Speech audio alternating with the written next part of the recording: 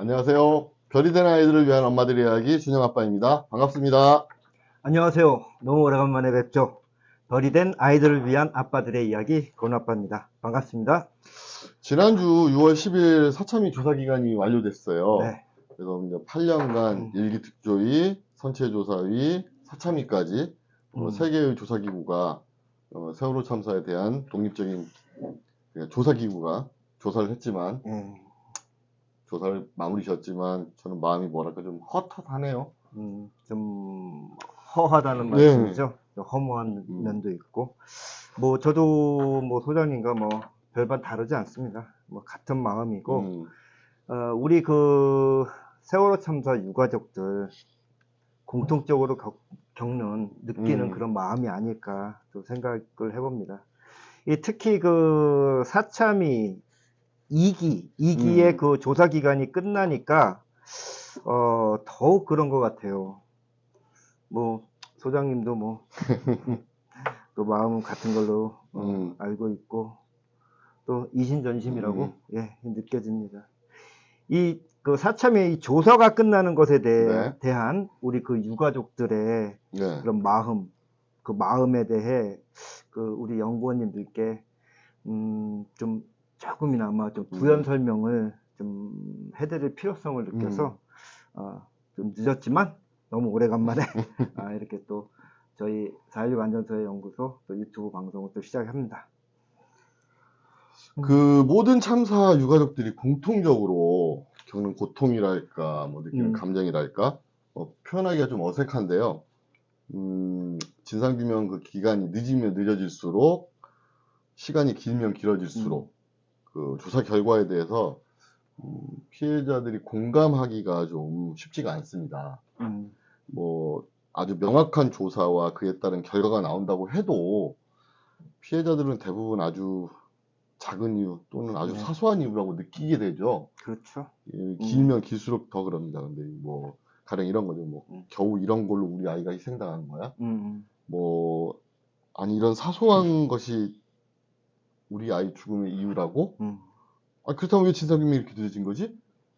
뭐 이렇게 반문하게 되는 거죠. 뭐 저도 그런 감정이 뭐 소장님하고 같은데 뭐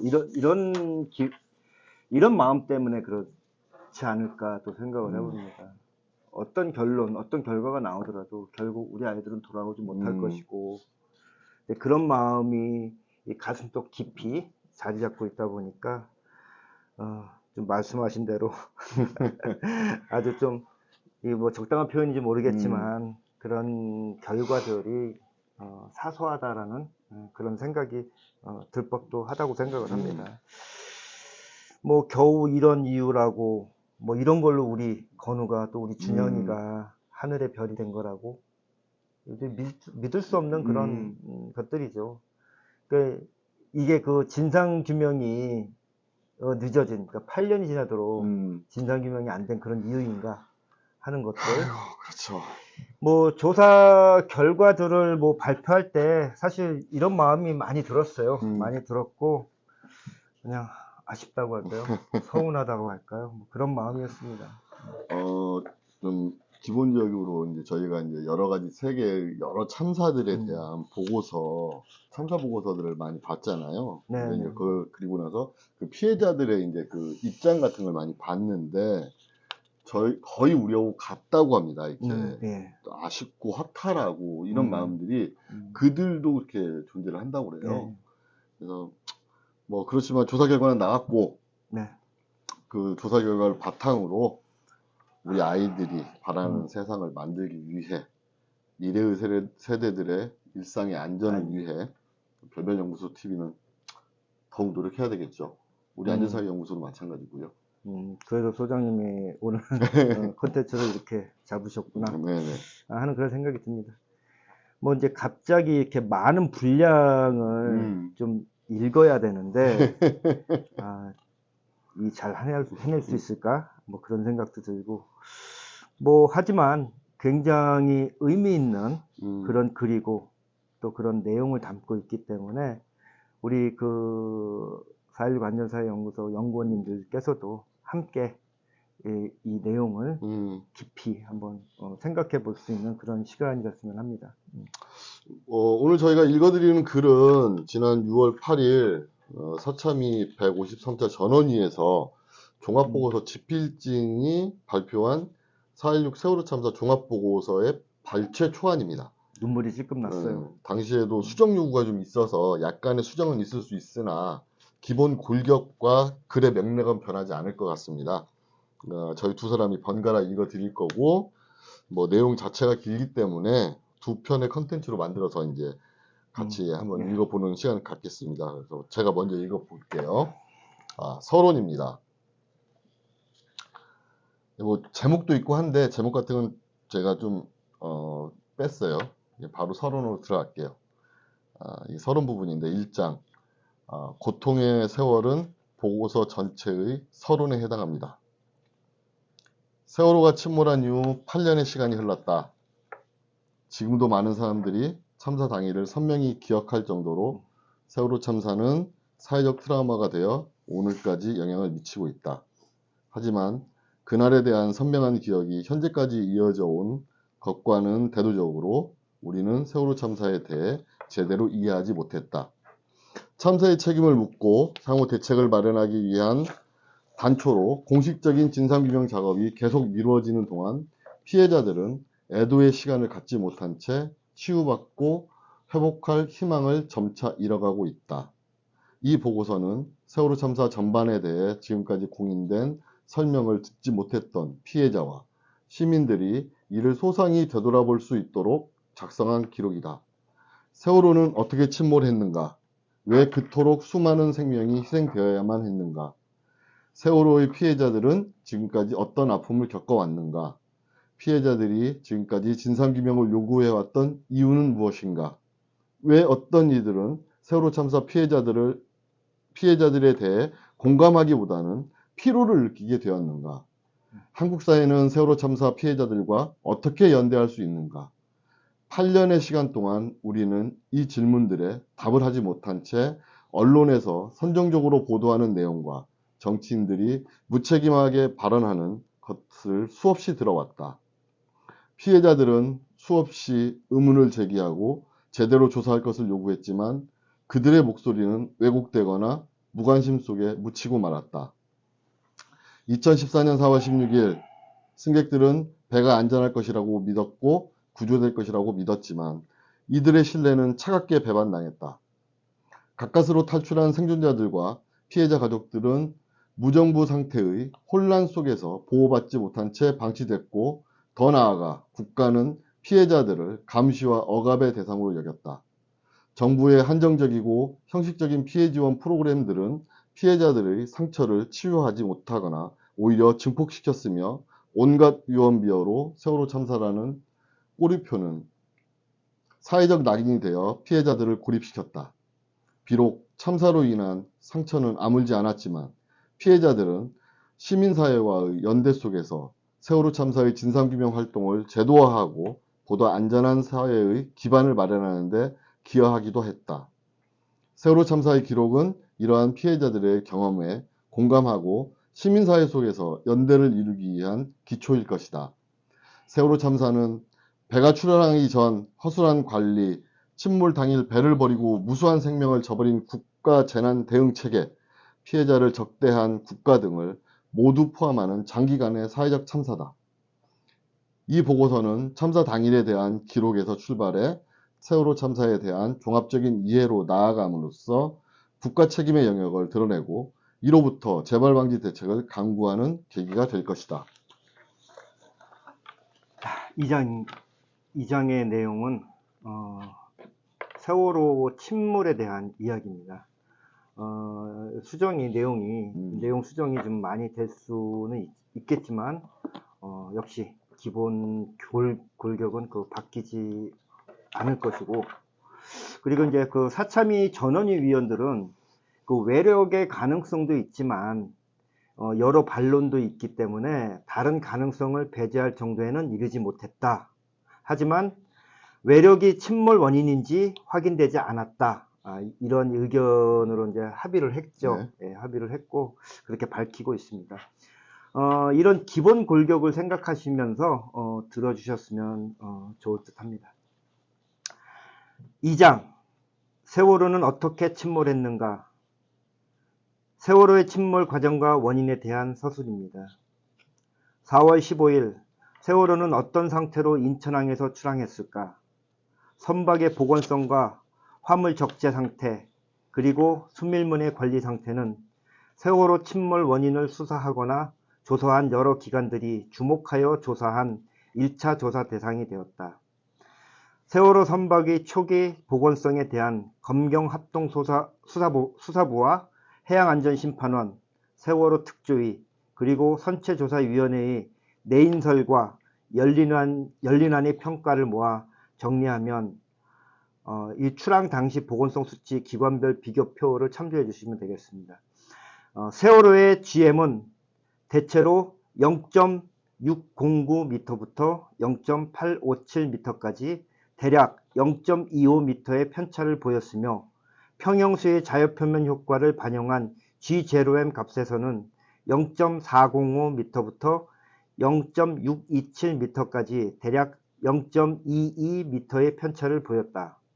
조사기관이나 시기에 따라 다양한 GM과 G0M 값이 제시되어 왔지만 이런 수치들은 세월호가 일반적인 동형 선박에 비해 작은 GM이나 GOM 값을 지니며 이는 나쁜 복원성을 지닌 선박이었다는 점을 말해준다. 출항 당시 세월호의 화물들은 화물 고박 배치도의 고박 장치 및 방법, 간격 등을 고려하지 않고 빽빽하게 실린 것으로 확인됐다. 선박 배치도에 규정된 고박 장치와 다른 장치가 사용되기도 했다. 인양된 세월호에서는 이 갑판에 맨홀 5개와 수밀문 2개가 모두 열린 상태여서 침몰 사고 당시에 수밀 격벽이 제 기능을 하지 못했던 것으로 밝혀졌다. 세월호 선체의 거동 변화가 어떠했는지는 CCTV 영상 속에 전화선 기울기 변화에서도 짐작할 수 있다.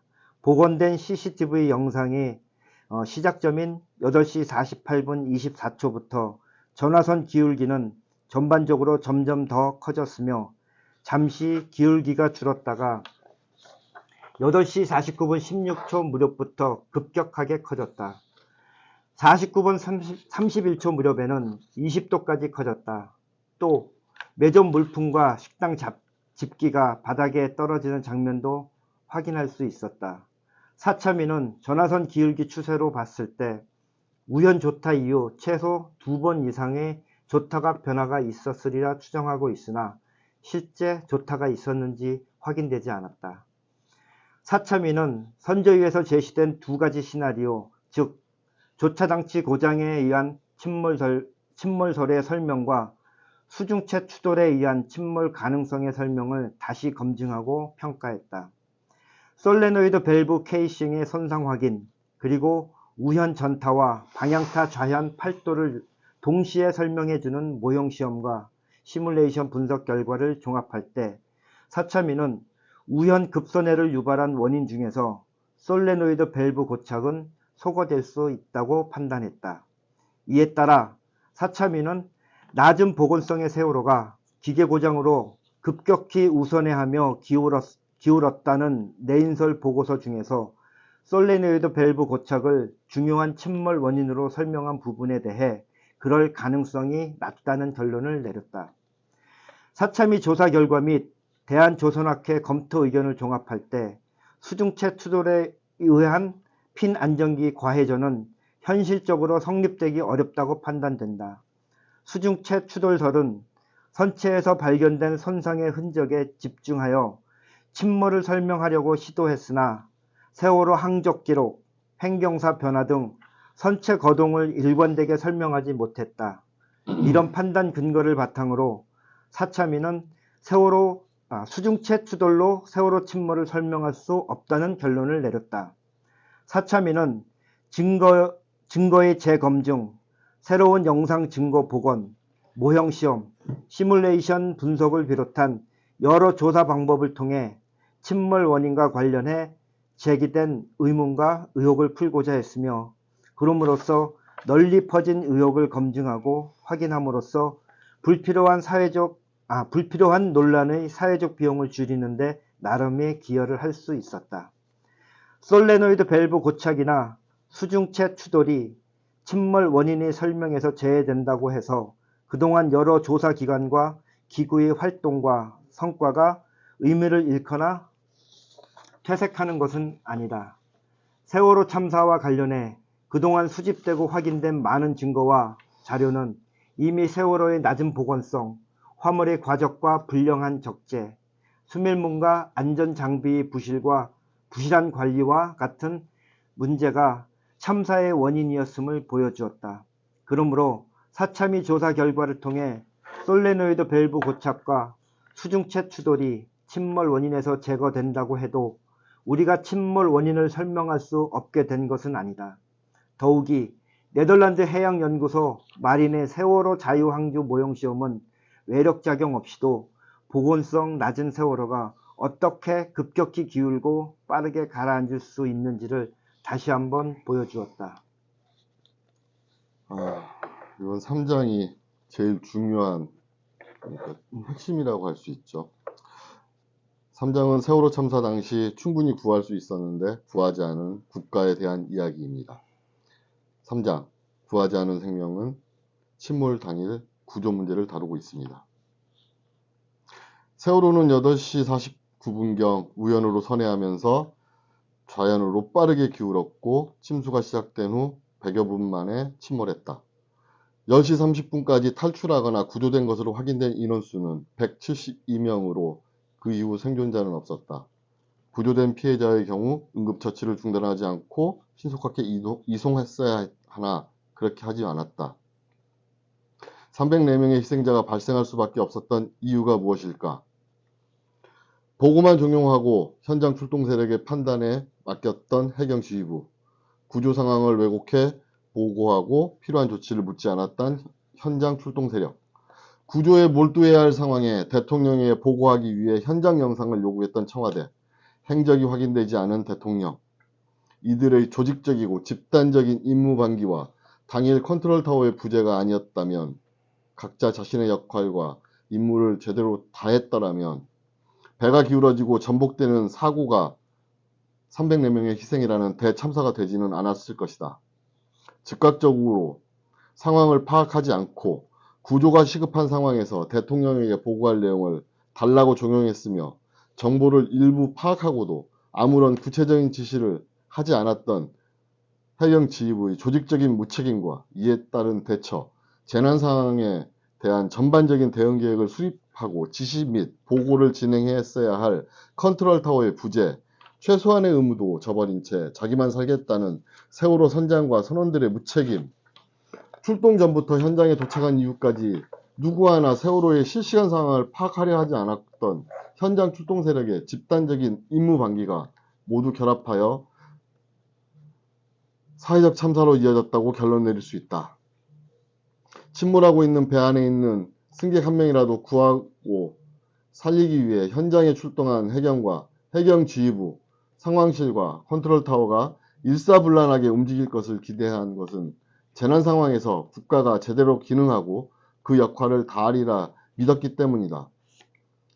해경과 선원, 선장, 청와대는 참사 초기 한 명의 희생자라도 막기 위해 최선을 다해야 했지만 각자 자신의 자리에서 그 역할과 임무를 방기했고 어떻게 하면 내가 살 수 있을지, 어떻게 하면 내가 책임을 피할 수 있을지 자신의 안위를 위해 최선을 다했다. 그날 그곳에 국가는 없었다.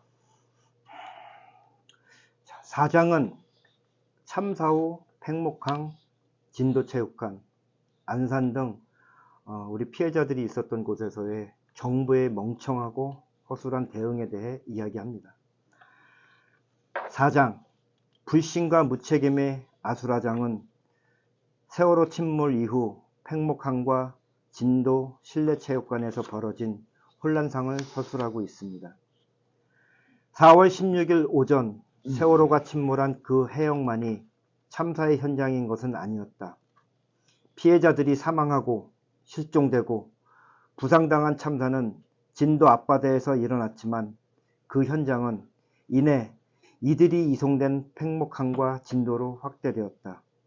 생존자들은 팽목항을 통해 육지로 돌아와 진도 실내체육관에서 가족을 만났다. 사망자들도 팽목항을 통해 육지로 돌아와 애타게 기다리던 가족을 절망케 했다. 아직 돌아오지 못한 실종자를 기다리는 가족들은 팽목항과 진도 실내체육관에서 고통스러운 시간을 견뎌야 했다. 세월호가 침몰한 4월 16일부터 실종자 수색이 중단된 11월 10일까지 진도 앞바다, 팽목항, 실내체육관은 슬픔과 분노로 가득했다. 정부는 대규모 참사의 피해자를 수색, 이송, 치료, 보호하는 일에 실패했다. 누가 생존자이고 누가 실종자인지 파악하는 일부터 제대로 되지 않았다. 실종자 수색 과정에 대한 정보는 과장되고 왜곡되고 숨겨졌다. 신체적, 심리적으로 무너진 피해자와 피해자 가족을 언론이 폭력적으로 취재했지만 정부는 피해자를 보호해주지 않았다. 정부는 실종된 가족을 기다리는 이들을 감시하고 적대시했다.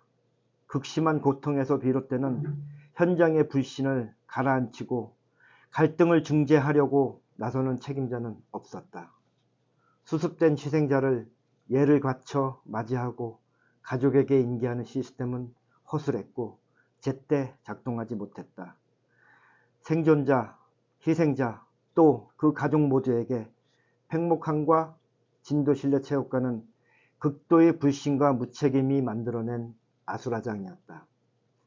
2014년 4월 20일 새벽 청와대로 향하는 실종자 가족들을 막아선 경찰이 지금 시간이 몇 시입니까? 라며 꾸짖듯 말했을 때 당시 벌어지고 있던 참사에 대한 정부의 인식이 고스란히 드러났다. 정부는 4월 16일 이래 실종자 가족들이 이 세상의 시간이 아닌 시간을 겪고 있다는 점을 전혀 이해하지 못했다. 시간 감각을 모두 잃고 수백 킬로미터를 걸어서라도 청와대로 가서 억울한 죽음을 호소하려는 이들에게 합법과 불법으로 나뉘는 시간의 잣대를 들이밀었다. 거대한 비극을 대면하고 고통에 귀 기울일 의향이 없는 권력에게 길거리로 나선 피해자들은 그저 일상의 시간 질서를 파괴하는 무리로 보였을 뿐이다. 팽목항과 진도에서 시간이 어떻게 멈추고 흘렀는지 알지 못했던 것은 피해자들이 아니라 정부였다.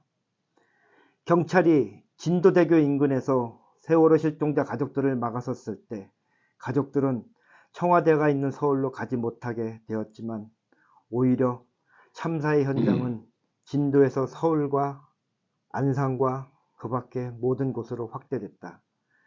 전국 곳곳이 팽목항과 진도체육관으로 변했다.